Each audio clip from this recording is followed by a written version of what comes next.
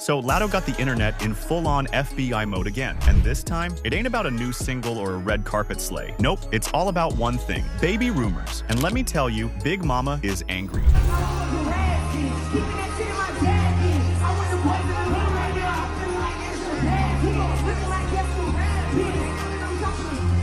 So here's what went down. Over the weekend, the streets of X lit up with pregnancy speculation after our girl hit the stage in an outfit that had everyone scratching their heads. Now, y'all know Latto for those body-hugging, look-snatching, waist-cinching fits, right? But this time, baby, she pulled up in some loose-fitting clothes, and people were like, hold on, who is she? And what has she done with Latto?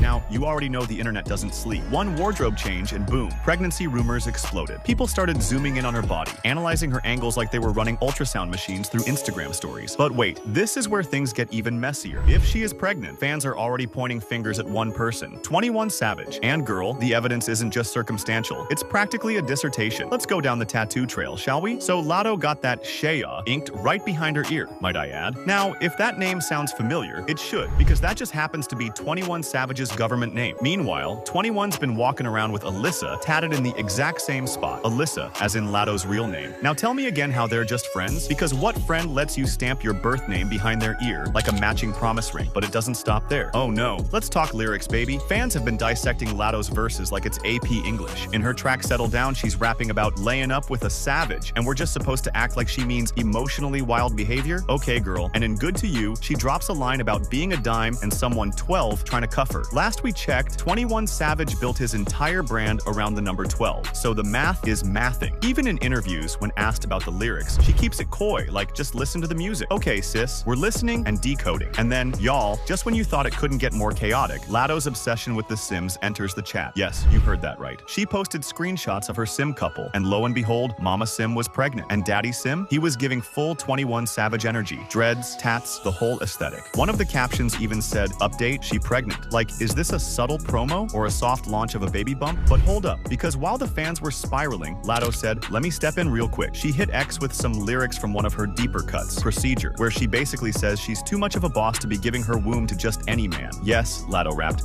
I'm Big Mama, but ain't none these worth my womb. Now, she didn't name names or directly deny the rumors, but baby, the subtext was loud, like she's saying, I'm private with mine. But don't get it twisted. Y'all not about to narrate my life. And honestly, that Capricorn energy was leaping out. Private, but a lover girl. She might be low-key, but you know she loves to flex when it comes to her man. So while she's keeping the official news under wraps, she's also out here dropping breadcrumbs like Hansel and Gretel. But still, fans just won't let it go. Like this person who wrote, Big Mama about to be a mama. Another one added, I know a pregnant woman when I see one. Now, what is Latto gonna say about that? Well, whether it's trolling or teasing, intentional or accidental, Latto knows exactly what she's doing. She's giving us just enough to stay intrigued, but never the full tea. And fans, they're foaming at the mouth with every post, every lyric, every angle. So is she pregnant? Is 21 Savage about to trade his mic for a diaper bag? We don't have confirmation, but we sure do have clues. But what do you guys think about all this?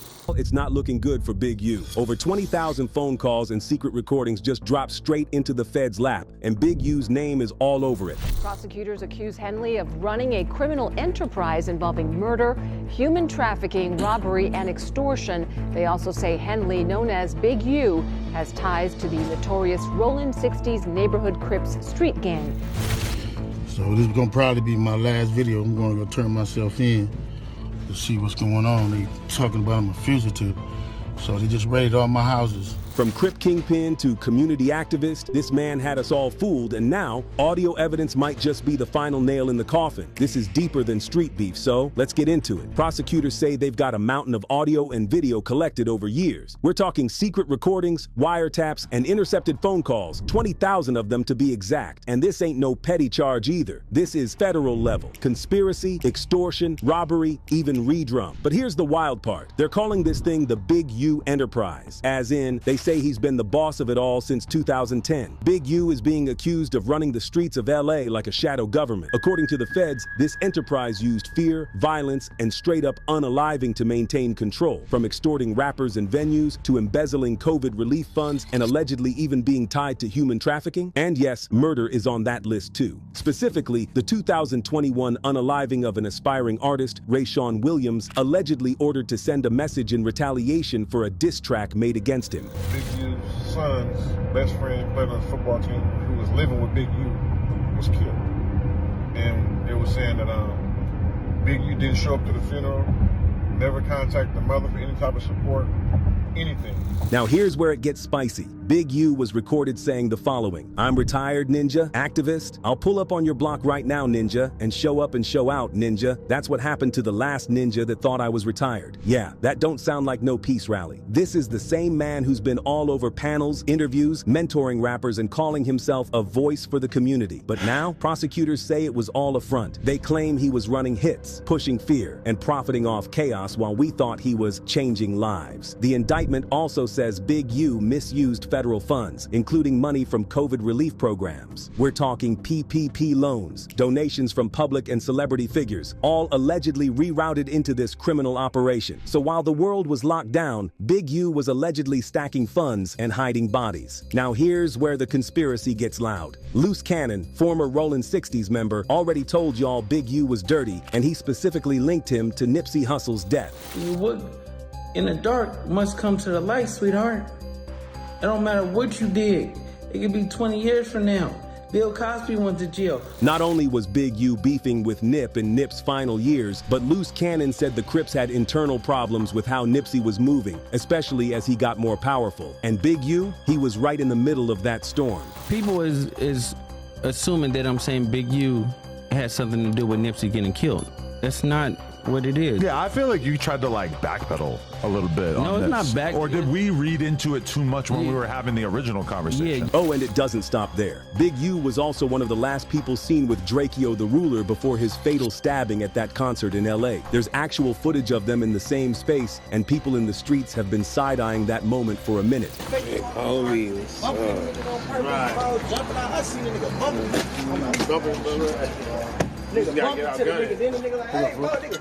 And then, when P&B Rock got shot in broad daylight at Roscoe's Chicken and Waffles in South Central, Big U and Loose Cannon were reportedly in the area. Now, nobody's saying he pulled the trigger, but being near the scene of 3 rapper deaths, the optics are screaming. The crazy part about it is I was at Roscoe's when it happened.